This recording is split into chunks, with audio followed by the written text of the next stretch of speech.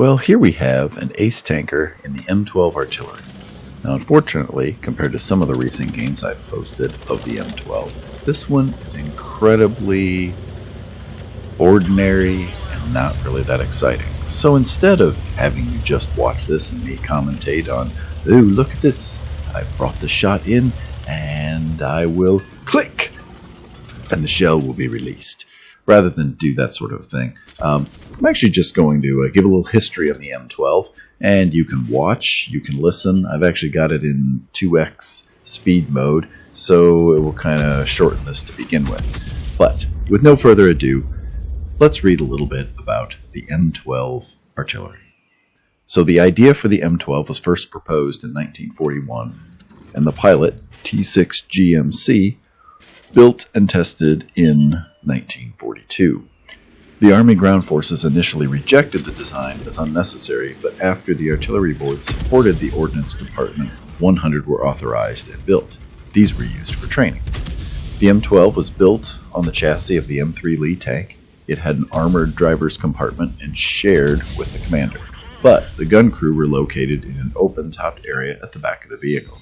The engine was moved forward to the center of the vehicle, and most vehicles used M4 bogies with trailing return rollers. It mounted a 155mm gun, the M1917, M1917A1, or M1918M1, depending upon availability. A weapon derived from the nearly identical French 155mm GPF gun at World War I vintage.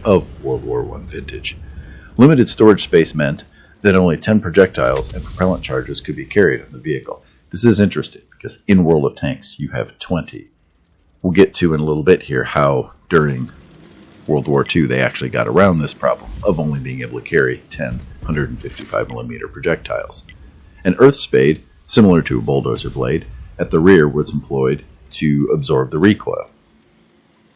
Only 100 vehicles were built, 60 in 1942, and a further 40 in 1943.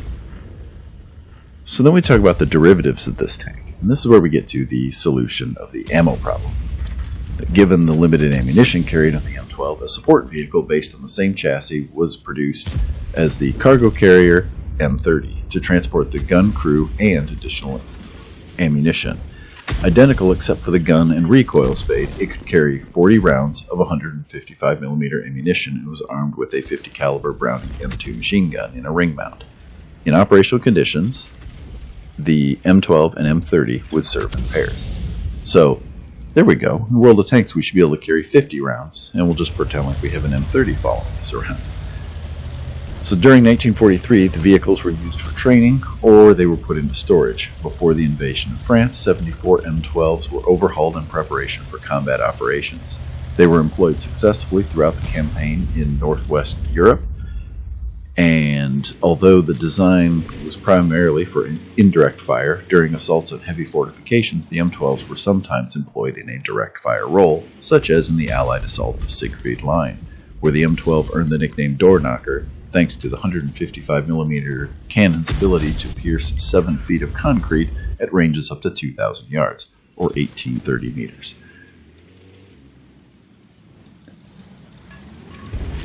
The M12 was also dubbed King Kong by American operators due to the raw power of its gun. In 1945, the M12 was complemented in Europe by the M40 gun motor carriage, designed on a later war M4A3 Sherman chassis. Post-war, the M12 was retired from service and replaced by the M40. The sole surviving M12 GMC is displayed at the Fort Sill Museum in Oklahoma. It had previously been stored in the United States Army Ordnance Museum in Aberdeen, Maryland, before being transferred to Fort Sill in November of 22. Well, I guess reading from Wikipedia didn't quite get us to the conclusion of this, but here we have a rip-roaring, nail-biting, watching the paint dry finish to this game. So, we get some shots in here on this poor, defenseless heavy tank.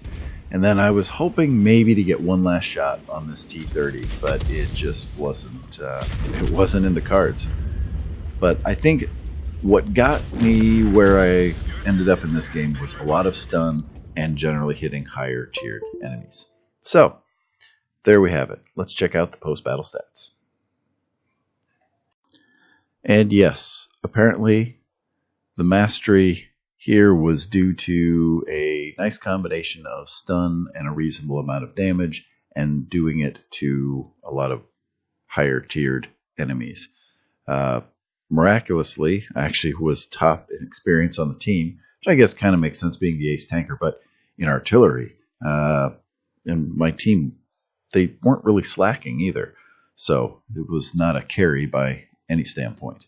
But it was an ace tanker, and now I can move on to higher tiers of this line, although I have to admit the M12 is the first artillery piece I actually have enjoyed from time to time. So, with that, we'll conclude today.